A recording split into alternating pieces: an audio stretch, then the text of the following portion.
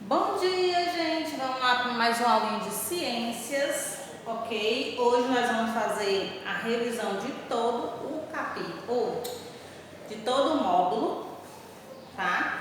Então vamos por mais atividades, fazer da 238 a 240, vamos fazer do mesmo jeitinho, dá pausa no vídeo, faz as páginas, depois volta para olhar a correção. Tá? Para olhar as respostas. Não esqueçam de colocar os certos. Então, 238, questão 1. Relacione o tipo de transformação apresentado na coluna da esquerda com uma definição na coluna da direita. Então, A, irreversível, B, física, C, química e D, reversível. Lembrando aí que a irreversível não tem como voltar, a física não usa nenhum componente para ser transformado, química usa um componente químico para ser transformado e reversível é que pode voltar ao estado original, certo? Então, tipo de transformação em que os materiais mantêm suas propriedades após serem transformados. B. Tipo de transformação em que os materiais podem retornar ao seu estado original após serem transformados. D. Tipo de transformação em que os materiais não são capazes de retornar ao seu estado original após serem transformados. A. Tipo de transformação em que são formados novos materiais com propriedades diferentes do material original. C. Então vai ficar B, D, A, C. A. Assinale as letras que apresentam as transformações que estão ocorrendo na situação apresentada na imagem abaixo. Isso aí, ó, é parte de geleira se desprendendo devido ao seu derretimento. Fantástico de 2017. Então, o que é que está acontecendo aí? Uma transformação física irreversível, tá? Ela não perde as suas propriedades quando ela derrete e se ela esfriar novamente, ela volta a ser gelo novamente. Então você vai marcar a B e a D, ok? B. Circule o fator responsável pelas transformações que estão ocorrendo na situação apresentada na imagem acima. Então você vai circular aí aquecimento. Né, que está acontecendo, né? Ele já diz aí se está derretendo, se o meu gelo derrete, é porque ele está sendo aquecido, né? Então, circula aquecimento. C. Qual é o nome da mudança de estado físico envolvido na situação apresentada na imagem? Fusão. Então, escrevam aí, fusão. 239, questão 2. Muitos indígenas têm conhecimento do poder medicinal das plantas. Por isso, são capazes de tratar doenças com plantas medicinais extraídas diretamente da natureza. Então, aí essa imagem, ó, é de um indígena colhendo folhas de babosa, lá em Porto Seguro, na Bahia. Essa planta é utilizada para os mais variados fins medicinais.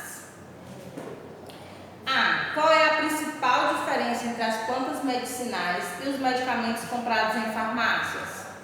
Primeira diferença, os da farmácia são industrializados, passam por um processo industrial, né? E as plantas medicinais, elas são ali no modo artesanal mesmo, né? A pessoa colhe ali do pé e faz o processo manualmente, né? Artesanal. Então, essa é a principal diferença. Farmácia são industrializados e as plantas medicinais são ali feitas de modo artesanal, né? São feitos com as mãos mesmo. B. Qual é o tipo de indústria relacionada à produção de medicamentos? Indústria farmacêutica. 3. Observe os dois alimentos abaixo. Um é o mel de abelha, tirado ali na abelha mesmo, e o outro é o vidrinho de mel de abelha. A. Qual das duas imagens representa um alimento industrializado industrializado? Figura B, né?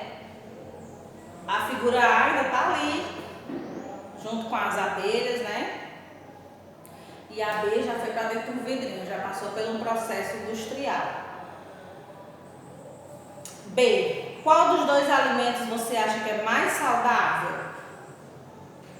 A figura A, né? Que está ali direto na abelha, porque depois que ele vai para a indústria, ele coloca conservantes, corantes, aromatizadores, então perde, né, um pouquinho aí da real forma, né, do mel. E algum desses componentes pode ser prejudicial à saúde. Então, sempre que puder, coisas naturais, coisas sem passar pelas indústrias. Página 240, questão 4. Complete adequadamente o diagrama com as palavras referentes às afirmativas a seguir. 1. Mistura em que não é possível identificar visualmente os seus componentes. É uma mistura homogênea.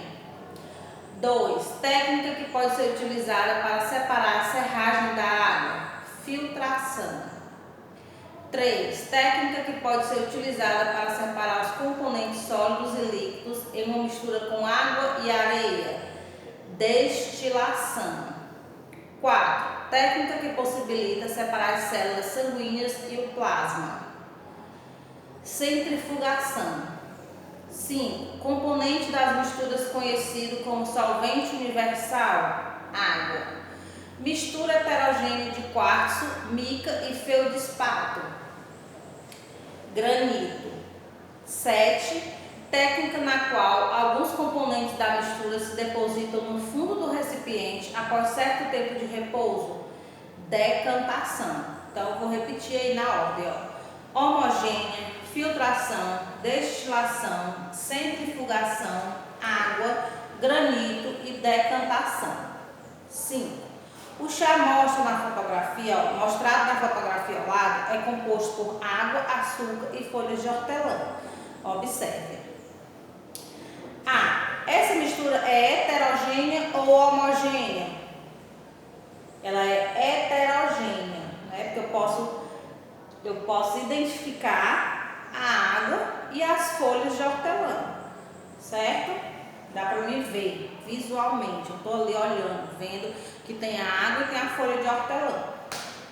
Então é heterogênea. B. Se essa mistura for colocada em um filtro de papel, quais componentes ficarão retidos nele? Se eu pego a água e as folhas de hortelã e passo pelo filtro de papel. Quem é que vai ficar lá retido? Quem é que vai ficar dentro do filtro? As folhas de hortelã, né?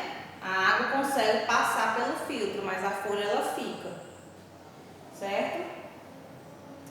E se já tiver açúcar, pode ser que o açúcar também fique, ou se já tiver passado algum tempo e o açúcar conseguiu dissolver, ele também passa, certo? Então, terminamos aí o nosso módulo 3, tá? Próxima aula, vamos começar o módulo 4. Beijinhos e até a próxima aula.